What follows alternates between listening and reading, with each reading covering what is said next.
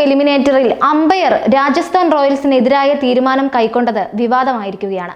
Royal Challengers ബംഗളൂരുവിനെതിരായ നിർണായക പോരാട്ടത്തിലാണ് അമ്പയറിന്റെ തീരുമാനം Rajasthan റോയൽസിന് എതിരായത്. On-field umpire അല്ല, TV അമ്പയർ ആയിരുന്നു രാജസ്ഥാന് എതിരെ തീരുമാനമെടുത്തത്. ഈ തീരുമാനം എതിരായത് റോയൽ ചലഞ്ചേഴ്സ് ബംഗളൂരുവിന് അനുഗ്രഹമാവുകയും ചെയ്തു. ടോസ് നഷ്ടപ്പെട്ട് ആദ്യം ക്രീസിലെത്തിയ റോയൽ ചലഞ്ചേഴ്സ് ബംഗളൂരുവിനെ ചെറിയ സ്കോറിൽ ഒതുക്കാനുള്ള അവസരമാണ് അമ്പയറുടെ തെറ്റായ തീരുമാനത്തിലൂടെ രാജസ്ഥാൻ റോയൽസിന് നഷ്ടപ്പെട്ടത്.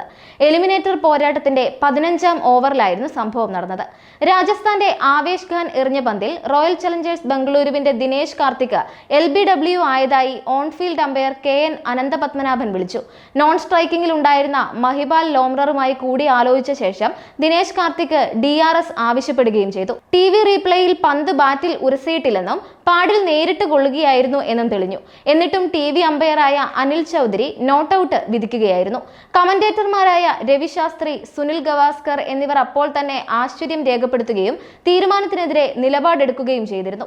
തേർഡ് അമ്പയറിന്റെ വിധിക്കെതിരെ രാജസ്ഥാൻ റോയൽസിന്റെ മുഖ്യ പരിശീലകൻ കുമാർ സംഗകാരയും ഔദ്യോഗികമായി എതിർപ്പ് അപ്പോൾ തന്നെ രേഖപ്പെടുത്തിയിരുന്നു. 22 പന്തിൽ 34 റൺസ് നേടിയ രജത് പട്ടിദാറിനെ ഓവറിലെ 2ാം പന്തിൽ ആവേശ് ഖാൻ പുറത്താക്കിയിരുന്നു.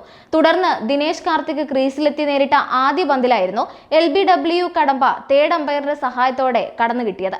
കാർത്തിക് ആ പന്തിൽ പുറത്തായിരുന്നെങ്കിൽ 14.3 ഓവറിൽ 6ന് 122 എന്ന നിലയിലേക്ക് റോയൽ ചലഞ്ചേഴ്സ് ബംഗളൂരു നിലംപതിക്കുമായിരുന്നു. എന്നാൽ 13 പന്തിൽ 11 റൺസ് നേടിയ ദിനേശ് കാർത്തിക് മഹിപാൽ ലോംററുമായി ചേർന്ന് 6ാം വിക്കറ്റിൽ 24 പന്തിൽ 32 റൺസ് നേടി.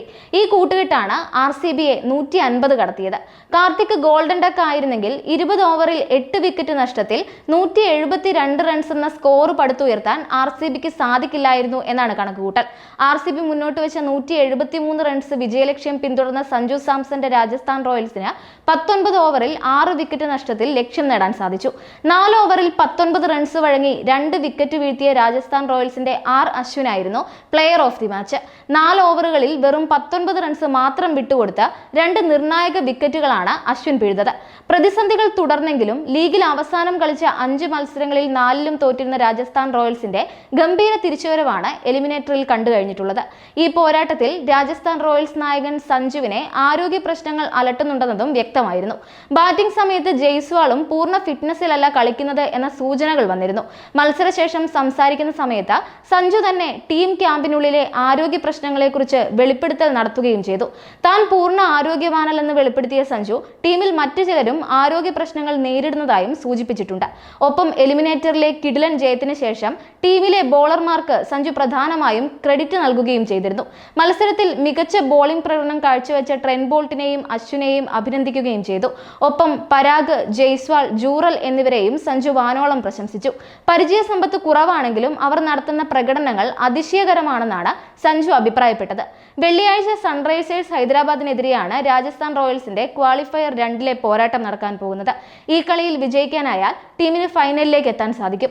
ഈ സീസണിൽ ഒരു തവണയാണ് രാജസ്ഥാനും ഹൈദരാബാദും നേർക്കുനേർ വന്നിട്ടുള്ളത്. അന്ന് 1 റൺസിന്റെ ജയം ഹൈദരാബാദ് സ്വന്തമാക്കിയിരുന്നു. ഈ തോൽവിക്ക് പകരം വീട്ടുക എന്ന ലക്ഷ്യവും നാളെ രാജസ്ഥാനുണ്ട്. ജയിക്കുന്ന ടീം 26ന് നടക്കുന്ന IPL 2024 ഫൈനലിൽ കൊൽക്കത്ത നൈറ്റ് റൈഡേഴ്സിനെ നേരിടും. ക്വാളിഫയർ 2ഉം ഫൈനൽ പോരാട്ടങ്ങളും ചെന്നൈ MA ചിദംബരം സ്റ്റേഡിയത്തിലാണ് നടക്കാൻ പോകുന്നത്.